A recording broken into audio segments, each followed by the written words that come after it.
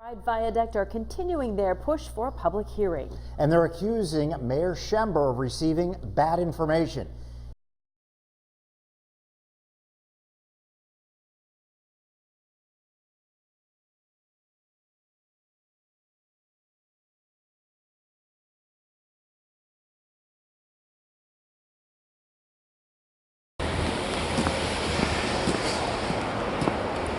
Oh, nice walkway for pets. Oh, nice center section here, all nice and shoveled out.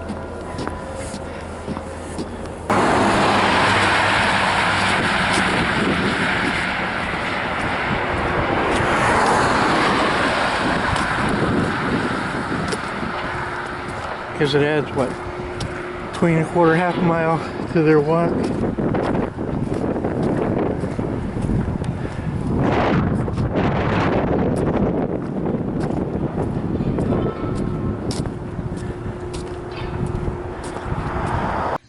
While I understand, Mayor Schember, that you enjoy your jogs on the bayfront, you are working your way through significantly unhealthy toxins.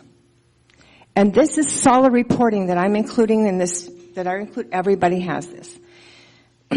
There's reports from the American Cancer Society on vehicular toxins.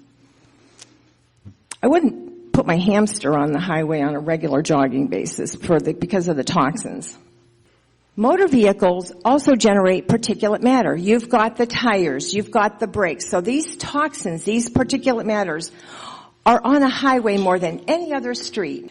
So these components really contribute heavily to this particulate matter, which is so unhealthy.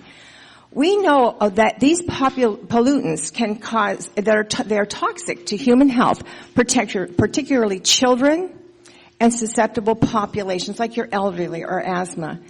As environmental educators that begin to look at the reasoning of the McBride Viaduct being demolished, I am submitting reports on air quality that should convince you for the health, and there's also safety issues that would convince you that the viaduct is a safer and it's a healthier route. There's also a 186 page report on particulate matters.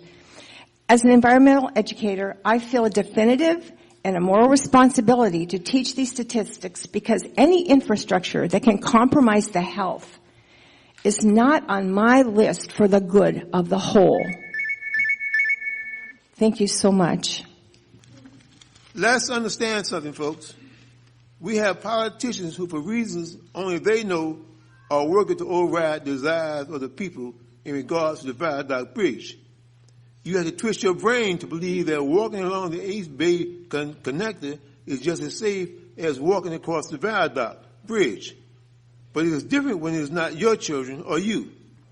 I know that it first started with the idea of concern with vehicular accidents, that the children wouldn't be safe. But in reality, the pollution is even greater threat to their life. Those children will be walking that bridge, not just once a month or once a week, every day to school and from school when the traffic is heavy. Not only that, they're young, and therefore the cumulative effect over the years of their lives will be shortened. Now, whether you want to call it economic development, whether you want to call it, I don't know, growth for the city, in the end, if you don't do something to impact the lives of the people who live and work here, then of what use is it? You know, whether it's systemic racism, whether it's systemic urbanization and the way it's done, in the end, we're talking about the lives of people. And the people on the east side have been oppressed. Let's not joke about that. And I think it would be wonderful if we would have a bridge of hope and a new beginning, that these people are taken into account and that you make yourself responsible for it. Thank you very much. Considering the viaduct as a walking, biking pathway fits with the Erie focused. It fits with community involvement. It fits with biking walkways, green spaces with a livable community. I've been to the reports from PennDOT on the viaduct, and they were not public hearings. There has not been a public hearing, and we really believe that that is really important to really look at this anew.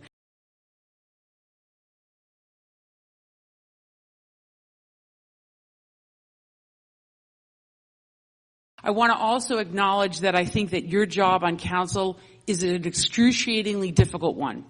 You are elected at large, and you have to deal with every issue. Your cell phones are online, and people are calling you 24/7. I also know that you are paid relatively little for this full-time job. You don't have individual staff supporting your work.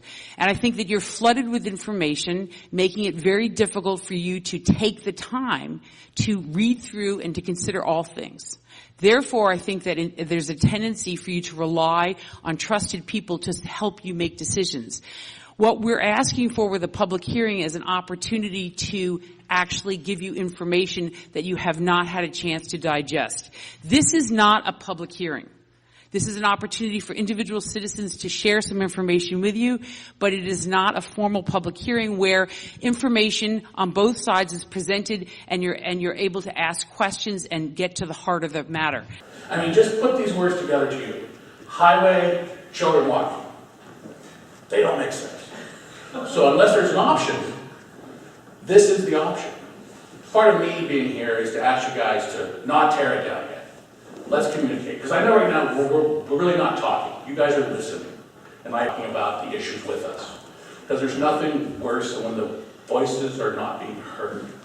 But I think the voices have to be two ways.